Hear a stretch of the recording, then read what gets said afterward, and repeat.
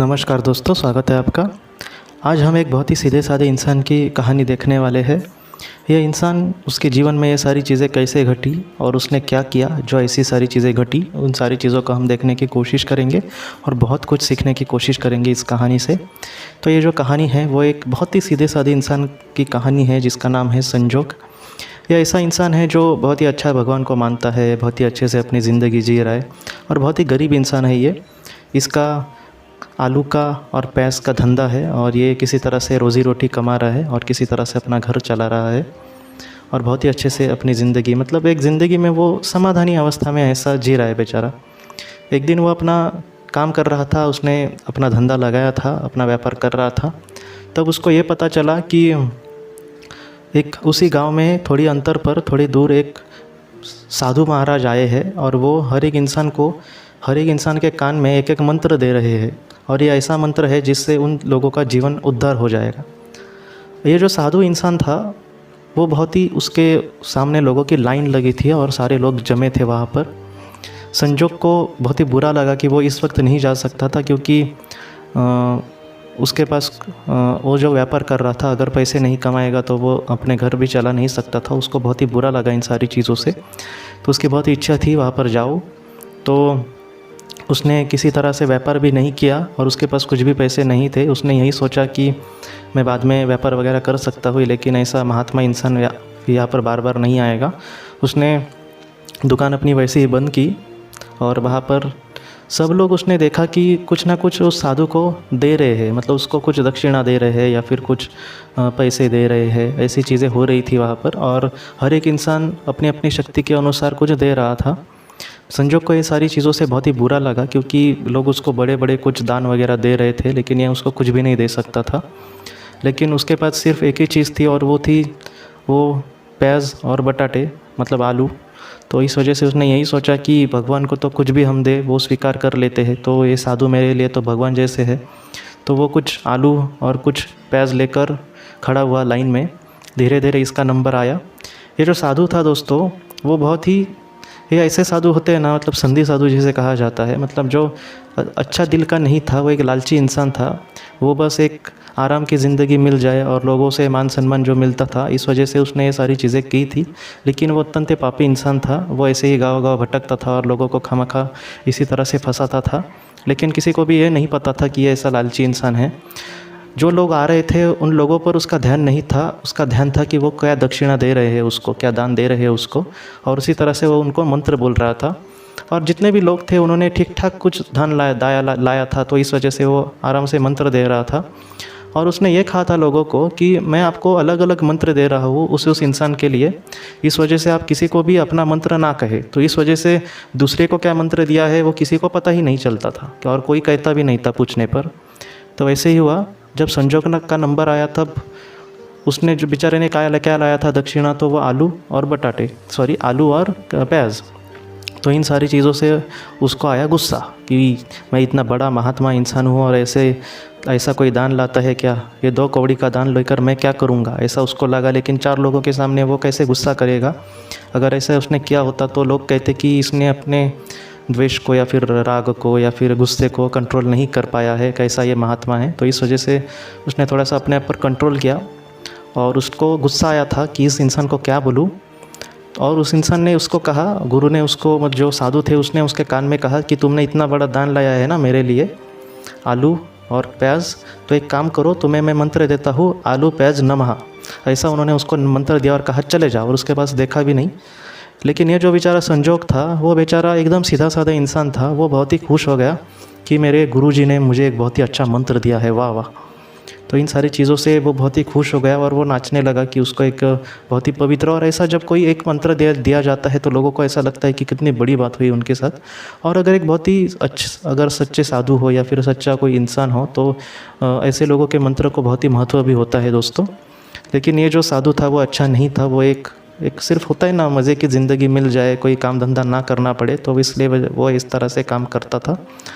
लेकिन ये जो संजोग था, उसने अब दिन रात उसको मंत्र मिला था, तो दिन रात वो जब उसको वक्त मिलता या फिर वो अपना व्यापार करता, उसमें जो भी खाली वक्त मिलता था वो इसी मंत्र का जाप करता था।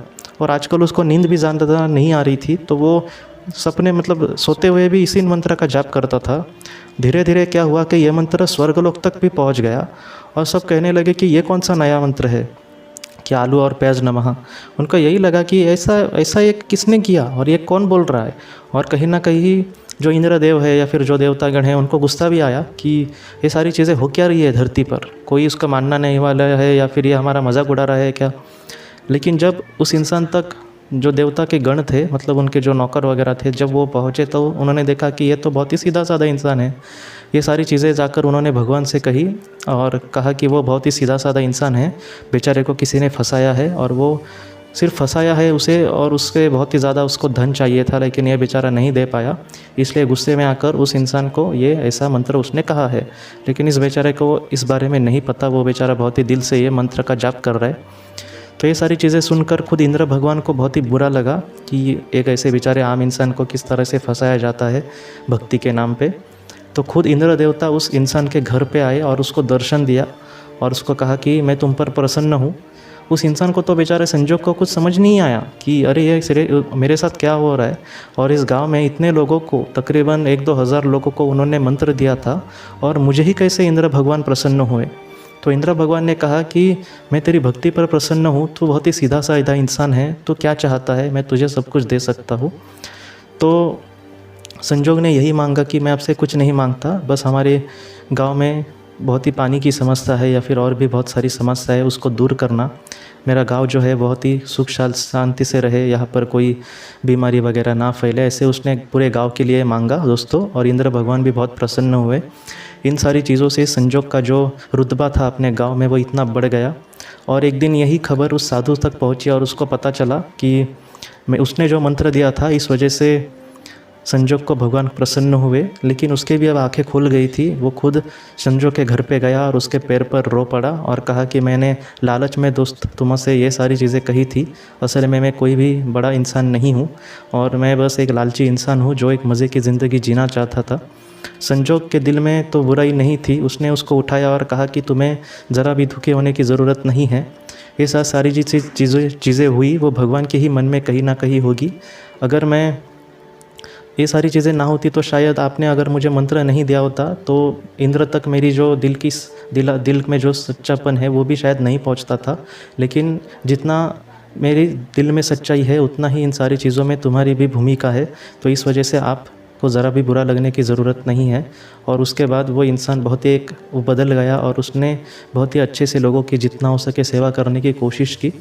इस तरह से दोस्तों घटना घटती है। कभी कभी हमें लगता है कि कोई बड़े इंसान का मुझ पर हाथ रहना चाहिए या फिर मुझे उस तक पहुंचना है, लेकिन ऐसा नहीं है दोस्तों। अगर हमारा मन पवित्र है, अगर हम सच्चे हैं तो हमें किसी की भी ज़रूरत नहीं है। भगवान यीशु क्रिस्त जी का एक शब्द है, मुझे आज भी याद है, कि भगवान और तुम में अगर कम्युनिकेशन होना चाहिए, संभाषण वगैरह होना चाहिए, तो आपको बीच में किसी की भी इंसान की ज़रूरत नहीं है। अगर आप दिल से अगर उस भगवान को पुकारेंगे तो वो आवाज़ ज़रूर उस तक पहुँचेगी दोस्तों। लेकिन बहुत बार क्या होता है कि उस चीज़ का वक्त नहीं आया होता, तो इस वजह से वो चीज़ें नहीं होती। इस वजह से हम प्रार्थना भी करें कितनी भी, फिर भी वो प्रार्थना पूरी नहीं होती, या फिर हमारे जीवन में कुछ दुख दर्द हो तो वो भी ख़त्म होने का नाम नहीं लेते। लेकिन फिर भी मैं यही कहूँगा कि हमें कोशिश करनी होगी दोस्तों। तो इस कहानी को लेकर अगर आपके कोई भी सवाल हो तो आप ज़रूर पूछें।